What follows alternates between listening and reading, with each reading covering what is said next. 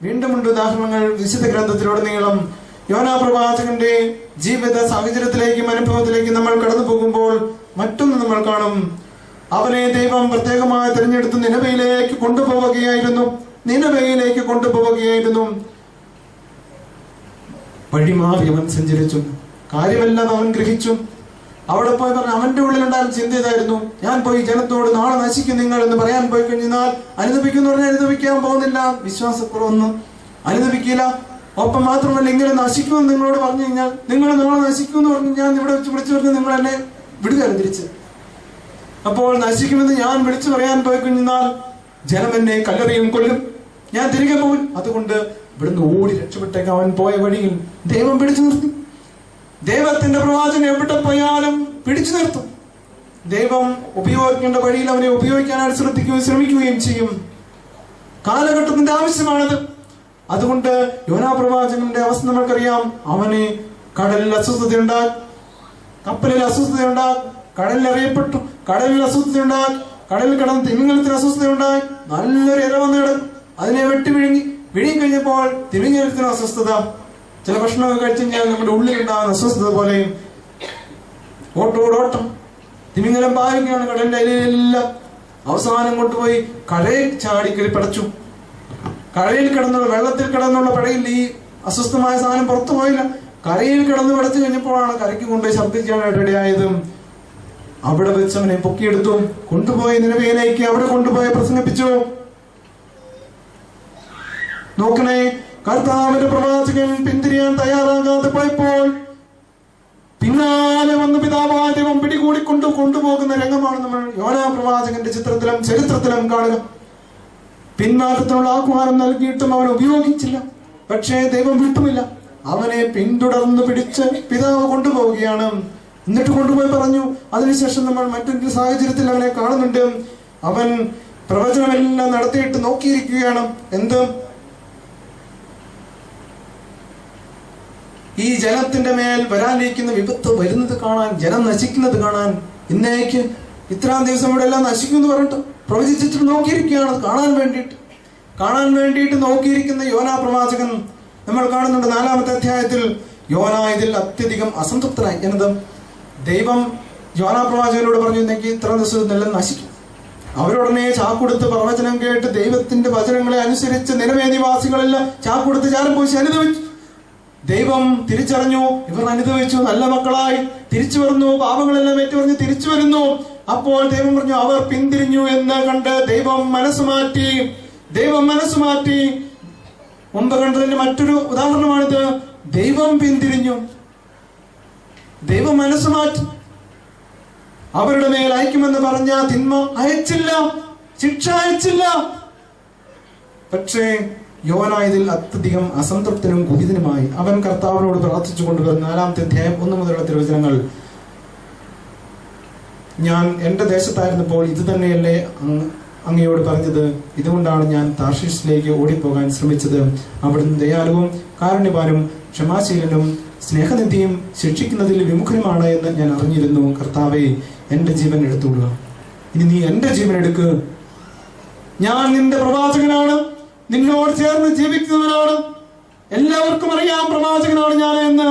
അങ്ങനെ സകലമാന ജനത്തിന്റെ മുമ്പിൽ ഉയർന്നു നിൽക്കുന്ന സ്ഥാനത്ത് നിൽക്കുന്ന ഞാൻ പ്രവചിച്ചത് തെറ്റിപ്പോയി എന്ന് ജനം തിരിച്ചറിഞ്ഞാൽ ഇനി എന്നെ കൊല്ലില്ലേ? എന്റെ പ്രവചനത്തിന് ശക്തിയില്ല എന്നവർ തിരിച്ചറിയില്ലേ? അതുകൊണ്ടാണ് യോന കോപിച്ചത്. എന്നിട്ട് യോന പ്രവാചകൻ പറയുകയാണ് ദൈവത്തോട്, നീ എന്നെ കൊല്ല്.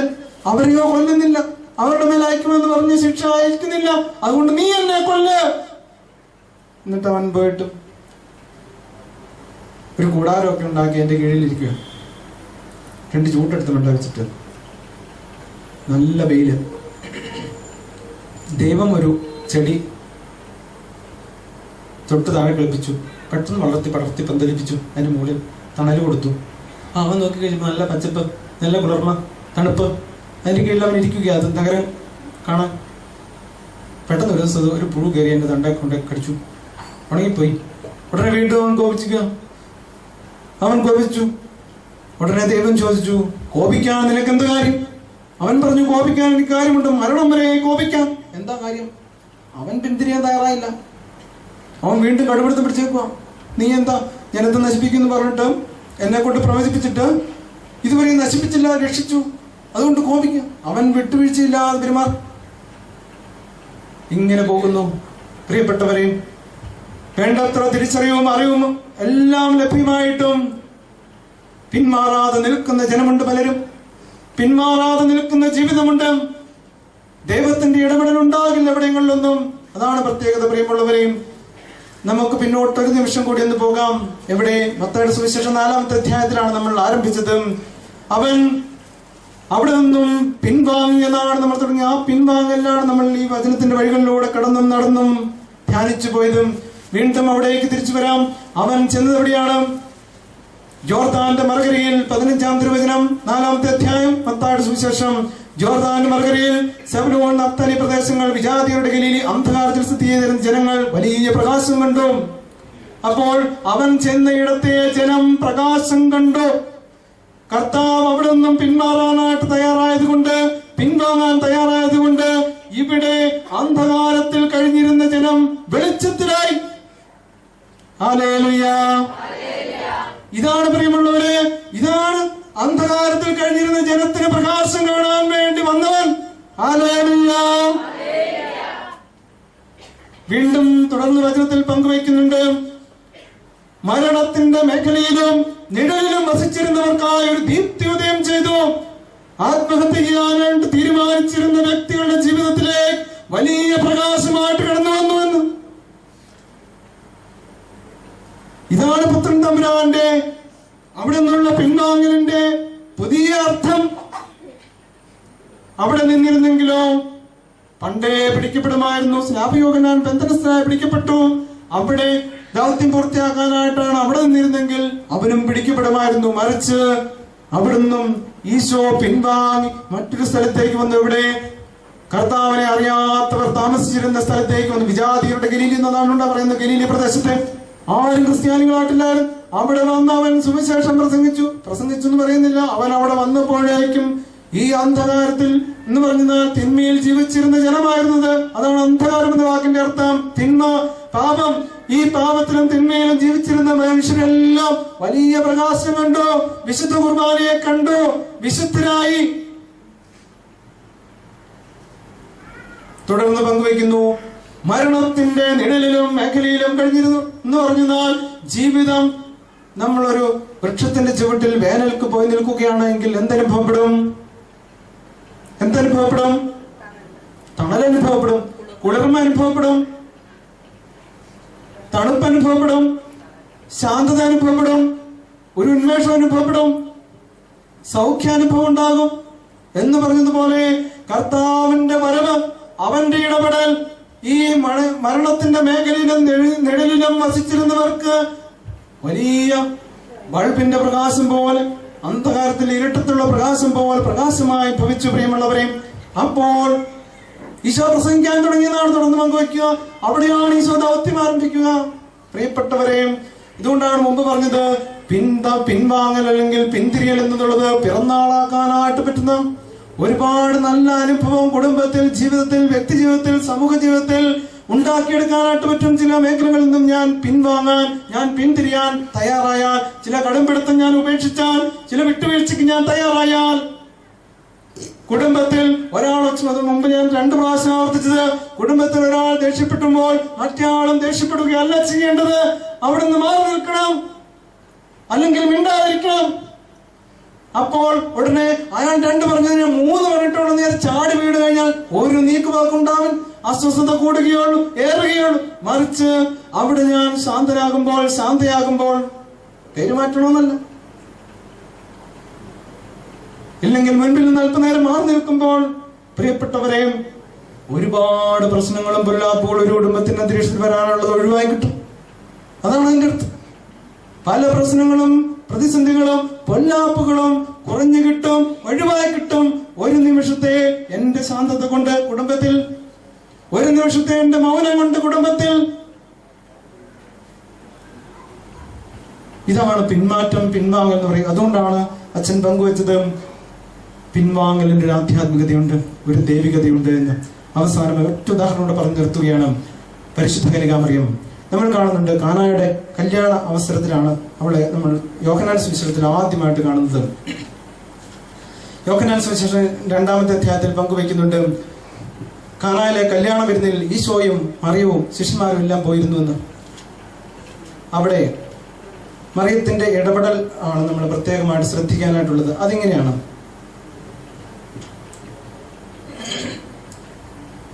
മറിയം പരിചാരകരോട് പറഞ്ഞൊരു കാര്യം, നിങ്ങൾ അവൻ പറയുന്നത് ചെയ്യുവിൻ, നിങ്ങൾ അവൻ പറയുന്നത് ചെയ്യുവിൻ. ഞാൻ പറയുന്നത് ചെയ്യുവിൻ എന്നല്ല, അവൻ പറയുന്നത്. ആരാവൻ? ഈശോ, പുത്രൻ. പുത്രൻ പറയുന്നത് നിങ്ങൾ ചെയ്യുവിൻ. എന്താണ്? ഇത്രേ ഉള്ളൂ. ഇത്രയും പറഞ്ഞിട്ട് പിന്നെ മറിയത്തെ നമ്മളവിടെ കാണുന്നുണ്ടോ? പിന്നെ ആ ഭാഗം വായിച്ചു നോക്കിയാൽ മറിയത്തിന്റെ സാന്നിധ്യമേ അവിടെ കാണുന്നില്ല. മറിയം ഒന്നും പറഞ്ഞ്, മാതാവ് ഒന്നും പറഞ്ഞതായിട്ട് കാണുന്നില്ല. മാതാവ് ഇടപെട്ടതായിട്ട് അവിടെ കാണുന്നില്ല. പിൻവാങ്ങൽ. ഇടപെടേണ്ട സ്ഥാനത്ത്, ഇടപെടേണ്ട സമയത്ത്, ഇടപെടേണ്ട സാഹചര്യത്ത് ഇടപെട്ടിട്ടങ്ങ് മാറിയേക്കും. പിൻവാങ്ങൽ. നോക്കണേ, അവിടെ ഉണ്ടായ അത്ഭുതം, അവിടെ ഉണ്ടായ അടയാളം, അവിടെ ഉണ്ടായ മാറ്റം, അവിടെ ഉണ്ടായ നേട്ടം, അവിടെ ഉണ്ടായ മണം, അവിടെ ഉണ്ടായ നിറം എന്താണ്? അത്ഭുതം.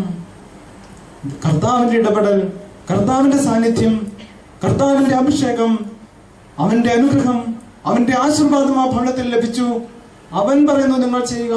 പിന്നെ അവളുടെ സ്വരം അവിടെയില്ല, അവളുടെ സാന്നിധ്യം അവിടെ പോലും കണ്ടതായിട്ട് സുവിശേഷം പറയുന്നു. ഇറങ്ങിപ്പോയി എന്നല്ല എൻ്റെ അർത്ഥം.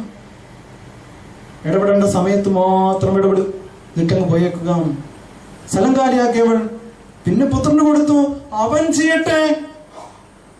നമുക്കും കൊടുക്കാൻ പ്രിയമുള്ളവരെയും ചില സന്ദർഭങ്ങളെ ഉൾക്കൊള്ളാനാവാത്ത, മനസ്സിലാക്കാനാവാത്ത, ത്യജിക്കാനാവാത്ത ചില സന്ദർഭങ്ങൾ കടുകട്ടിയായിട്ട് കരിക്കട്ട പോലെ ജീവിതത്തിന്റെ പിന്നാമ്പുറങ്ങളിൽ കിടക്കുന്നുണ്ടെങ്കിൽ നമുക്ക് അവന് കൊടുക്കാം. അവൻ ഇടപെടട്ടെ. മറിയം പറഞ്ഞതുപോലെ അവൻ പറയുന്നത് ചെയ്യാൻ തയ്യാറാകാം. ഇതാണ് പിന്മാറ്റം പ്രിയമുള്ളവരെ. ഈ പിന്മാറ്റത്തിനാണ് ഒരു ആധ്യാത്മികതയുണ്ട് എന്ന് അച്ഛൻ പങ്കുവച്ചത്. ഇങ്ങനെ പിന്മാറുന്നതിനാണ് അതിനെ പിറന്നാൾ ആഘോഷം എന്ന് പറയുന്നത്. ഇതാണ് നമ്മൾ മറിയത്തിന്റെ ജീവിതത്തിൽ കണ്ട് നിർത്തുക. അങ്ങനെ പിൻവാങ്ങൽ എന്ന് പറയുന്നത് ഒരു മാനസാന്തരമാണ്, ഒരു മനസ്സിന്റെ അന്തരമാണ്, ഒരു മനസ്സിന്റെ മാറ്റമാണ്. പിൻവാങ്ങൽ പാപത്തിൽ നിന്നുള്ളൊരു പിൻവാങ്ങലാണ്, ഒരു വിടുതലാണ്. ബന്ധനത്തിൽ നിന്നുള്ളൊരു വിടുതലാണ്, മോചനമാണ്, ഒരു അകലലാണ്. നന്മയിലേക്കുള്ള ഒരു വളരലാണ്, അടുക്കലാണ്, അടുപ്പമാണ്. ഇതാണ് പരിശുദ്ധ കുർബാന നമുക്ക് പങ്കുവെച്ച് തരിക.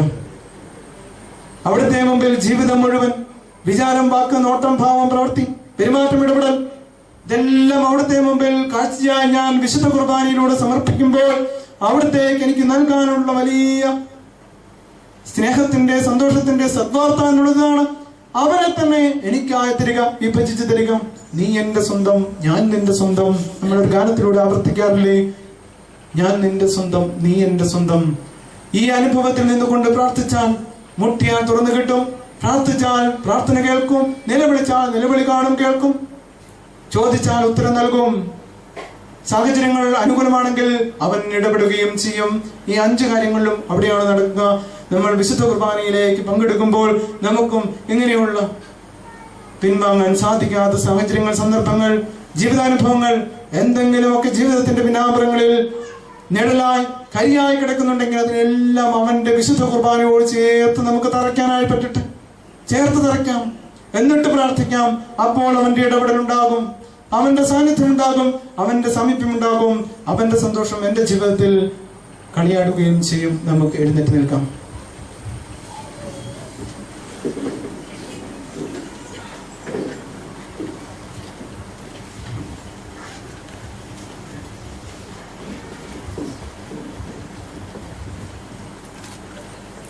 കണ്ണുകളെ ഒന്ന് അടയ്ക്കാം, കരങ്ങളെ ഒന്ന് കൂപ്പാം. നമ്മൾ ധ്യാനിക്കുകയായിരുന്നു, പ്രാർത്ഥിക്കുകയായിരുന്നു, മനസ്സിലാക്കുകയായിരുന്നു, വിചിന്തനം ചെയ്യുകയായിരുന്നു. ജീവിതത്തിൽ ചില സന്ദർഭങ്ങൾ, സാഹചര്യങ്ങളിലുള്ള പിന്മാറ്റത്തിന് വലിയ അർത്ഥമുണ്ട്, ആഴമുണ്ട്. അതിൻ്റെ മുമ്പിൽ വലിയ ദൈവ അനുഭവമുണ്ട്, ദൈവ സാന്നിധ്യമുണ്ട്, അതിനൊരു ആധ്യാത്മികതയുണ്ട്, ഒരു ആത്മാവുണ്ട്, ഒരു ബലമുണ്ട്. വിവിധങ്ങളായ ഉദാഹരണങ്ങളോട് നമ്മൾ കാണുകയുണ്ടായി. സാംസന്റെ ജീവിതത്തിൽ, അബ്രാഹത്തിന്റെ ജീവിതത്തിൽ, മറിയത്തിന്റെ ജീവിതത്തിൽ യോനാ പ്രവാചകന്റെ ജീവിതത്തിൽ ചിലരുടെ ജീവിതത്തിൽ വന്ന മാറ്റങ്ങളെ മനസ്സിലാക്കാൻ, ഉൾക്കൊള്ളാൻ അവർക്ക് സാധിച്ചു. ചിലത് മനസ്സിലാക്കിയെങ്കിലും തിരുത്താൻ തയ്യാറായില്ല. വന്ന നല്ല അനുഭവങ്ങളും വന്ന ദുരനുഭവങ്ങളും നമ്മൾ ധ്യാനിക്കുകയായിരുന്നു. പ്രിയമുള്ളവരെ, വലിയ മാറ്റത്തിലേക്കാണ് പിന്മാറ്റം എപ്പോഴും പിന്തിരിയൽ എപ്പോഴും മനുഷ്യനെ നടത്തുക എന്നാണ് നമ്മൾ ധ്യാനിച്ചു വന്നത്. എന്റെയും ജീവിതത്തെ ഞാൻ ഈ പരിശുദ്ധ കുർബാനയുടെ മുമ്പിൽ ഒന്ന് ചേർത്ത് വെച്ച് പ്രാർത്ഥിക്കുന്നു. ഈ നിമിഷങ്ങളിൽ ഞാൻ ചേർത്ത് വെച്ച് പ്രാർത്ഥിക്കുന്നു. എൻ്റെ ഈ കുഞ്ഞു ഹൃദയത്തെ, ഈ കുഞ്ഞു മനസ്സിനെ, ചെറിയ ആത്മാവിനെ. പക്ഷേ ജീവിതത്തിന്റെ വിവിധങ്ങളായ മണ്ഡലങ്ങളിലൂടെ, സാഹചര്യങ്ങളിലൂടെ നടന്നു നീങ്ങിയപ്പോൾ അറിഞ്ഞും അറിയാതെയും ഒരുപാട് സാഹചര്യങ്ങളെ ഉൾക്കൊള്ളാൻ സാധിക്കാത്തത് വന്നു. ചില സാഹചര്യങ്ങളെ മറക്കാൻ സാധിക്കാത്തത് വന്നു. ചിലതിനെ അംഗീകരിക്കാൻ സാധിക്കാത്തത് വന്നു. അവിടെയൊക്കെ ഒന്ന് പിന്തിരിയാൻ, ഒന്ന് പിന്നോട്ട് തിരിഞ്ഞു നിന്ന് ചിന്തിക്കാൻ തയ്യാറായിരുന്നുവെങ്കിൽ, സാധിച്ചിരുന്നുവെങ്കിൽ വലിയ മാറ്റമുണ്ടാകുമായിരുന്നു, വലിയ ദൈവാനുഭവം ഉണ്ടാകുമായിരുന്നു, വലിയ ദൈവാനുഗ്രഹം ഉണ്ടാകുമായിരുന്നു. പക്ഷേ ഈശോയെ നാഥ, നിന്റെ മുമ്പിൽ നിന്ന് ഞാൻ നിൽക്കുമ്പോഴാണ് തിരിച്ചറിഞ്ഞതും അത് സാധിക്കാതെ പോയി പലതും. ഈശോയെ, നീ എന്നോട് ക്ഷമിക്കണമേ, പൊറുക്കണമേ എന്ന് നമുക്കൊന്ന് ഉള്ളിൽ പ്രാർത്ഥിക്കാം. അവന്റെ സാന്നിധ്യം കൊണ്ട് തിരിച്ചറിഞ്ഞ നിമിഷങ്ങളെ ഓർത്ത് നന്ദി പറയാം. ഇതുവരെയും തിരിച്ചറിയാതെ പോയ നിമിഷങ്ങളിൽ ഒത്തിരിയേറെ വന്നുപോയി. അതിന് മാപ്പ് ചോദിക്കാം. ഇനിയെങ്കിലും പിന്മാറ്റത്തിന് തയ്യാറാകാൻ എൻ്റെ മനസ്സിനെ നീ അനുഗ്രഹിക്കണമേ എന്നൊന്ന് പ്രാർത്ഥിക്കാം. നമുക്കൊന്ന് കരങ്ങൾ ഉയർത്താം, സ്വരവും ഉയർത്താം. അവിടുത്തെ സന്നിധിയിൽ ഒന്ന് സ്തുതിച്ച് പ്രാർത്ഥിക്കാം. ജീവിതത്തിൽ